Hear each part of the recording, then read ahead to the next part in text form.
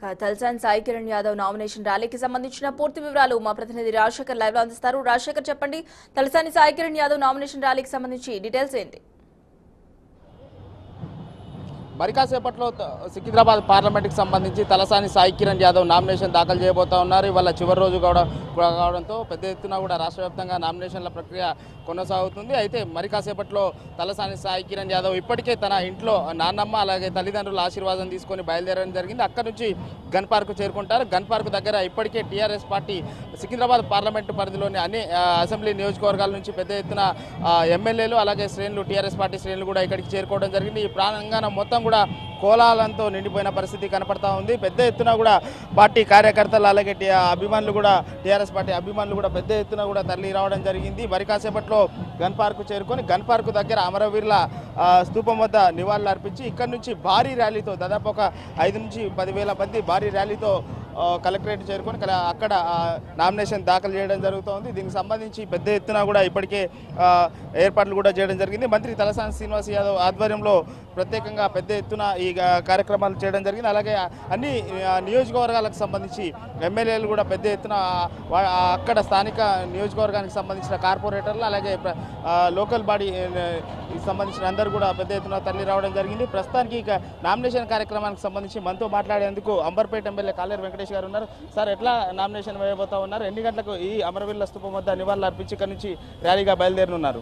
మొట్టమొదటగా మా ముఖ్యమంత్రి గారికి, కేటీఆర్ గారికి, వారు ఒక మంచి యువకుణ్ణి, చిన్న వయసు అయినా కూడా మంచి చదువుకున్న అభ్యర్థిని సెలెక్ట్ చేసినందుకు మేమందరము సారు వాళ్ళ కుటుంబానికి కృతజ్ఞతలు తెలుపుతున్నాను. ఈరోజు యాదవ్ గారు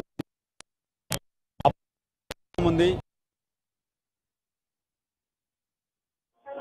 ఈరోజు 7 నియోజకవర్గాల నుండి ప్రజలు సమంజసంగా ఇష్టపూర్వకంగా ఇక్కడ నామినేషన్ ప్రక్రియలో పాల్గొన్నారు. ఇక్కడ చూస్తే పండుగ వాతావరణం ఉంది. ఏ రోజైనా కూడా టీఆర్ఎస్ కార్యక్రమం చేపడితే ప్రజలు వాలంటరీగా వచ్చి ఒక పండుగ వాతావరణాన్ని సృష్టిస్తారు. అందరం కూడా కలిసికట్టుగా ప్రయత్నం చేసి కనీసం 4 లక్షల మెజార్టీ తీసుకొస్తారని ఆశిస్తున్నాను. ప్రత్యేకంగా మా అంబర్పేట నియోజకవర్గంలో ఉండే కార్పొరేటర్లు, ఉద్యమకారులు, సీనియర్ నాయకులు మరియు కార్యకర్తలు అందరము సమిష్టిగా పనిచేసి ఈసారి అంబర్పేటలో ఇంకెక్కువ మెజార్టీ తీసుకొస్తానని కూడా నేను హామీ ఇస్తున్నాను. మా చీఫ్ మినిస్టర్ కేసీఆర్ గారు ఒక విజన్ ఉన్న నాయకుడు, అపారమైన అనుభవం ఉంది. హైదరాబాద్ గురించి ఏం చేయాలి అనే తపన కూడా ఉంది.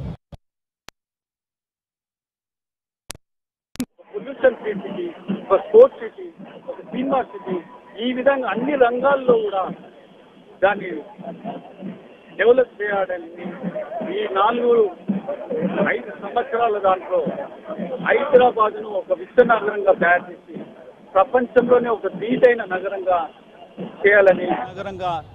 చేయాలని తన తపన ఉంది.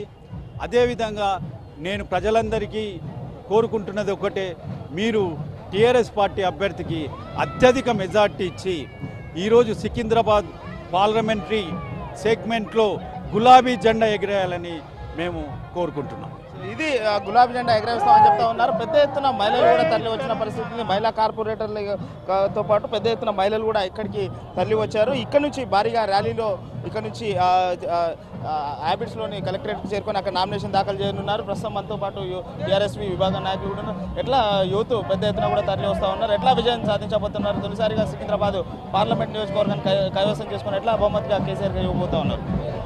ఈరోజు సికింద్రాబాద్ నియోజకవర్గం యొక్క ఎంపీ పార్లమెంట్ నియోజకవర్గానికి నామినేషన్ దాఖలు చేయడానికి తలసాని సాయి కిరణ్ యాదవ్ గారి నాయకత్వంలో అందరం కూడా పెద్ద ఎత్తున నామినేషన్ కార్యక్రమాన్ని పోతున్నాము.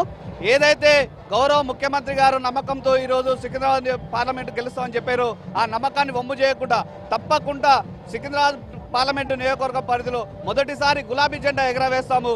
గతంలో గ్రేటర్ హైదరాబాద్ ఎలక్షన్లో యువ నాయకులు పార్టీ వర్కింగ్ ప్రెసిడెంట్ అప్పటి మున్సిపల్ శాఖ మంత్రి యొక్క నాయకత్వంలో ఏ విధంగానైతే 99 కార్పొరేటర్లు సాధించాము. అదేవిధంగా గ్రేటర్ పరిధిలో జరిగిన మొన్న అసెంబ్లీ ఎన్నికల్లో 14 ఎమ్మెల్యే స్థానాలను కూడా టీఆర్ఎస్ పార్టీ కైవసం చేసుకుంది. అదేవిధంగా ఈరోజు సికింద్రాబాద్ నియోజకవర్గంతో పాటు గ్రేటర్ పరిధిలోని మల్కాజ్గిరి, చేవెళ్ళ, అదేవిధంగా మా మిత్రపక్షమైన హైదరాబాద్ స్థానం 4 కూడా గులాబీ జెండా ఎగరేస్తాము. రేపు గులాబీ జెండా ఎగరేసి ఢిల్లీలో ఏర్పడబోయే ప్రభుత్వంలో 16కు 16 స్థానాలు గెలిచి కీలక పాత్ర పోషించబోతామని చెప్పి తెలియజేసుకుంటున్నాం. ఇది మరి కాసేపట్లో తలసాని సాయి కిరణ్ ఇక్కడికి చేరుకొని ఉన్నారు. ఇక్కడ అమరవీరుల స్థూపం వద్ద నివాళులు అర్పించిన తర్వాత ఇక్కడ నుంచి పెద్ద ఎత్తున భారీ ర్యాలీగా అనేక మంది అభిమానుల మధ్య అలాగే టీఆర్ఎస్ పార్టీ శ్రేణుల మధ్య కూడా ఇక్కడ నుంచి తల్లి వెళ్ళి నామినేషన్ మరి కాసేపట్లో నామినేషన్ దాఖలు చేయనున్నారు. ఇది ఇక్కడ సికింద్రాబాద్ పార్లమెంట్కి సంబంధించిన తాజా పరిస్థితి.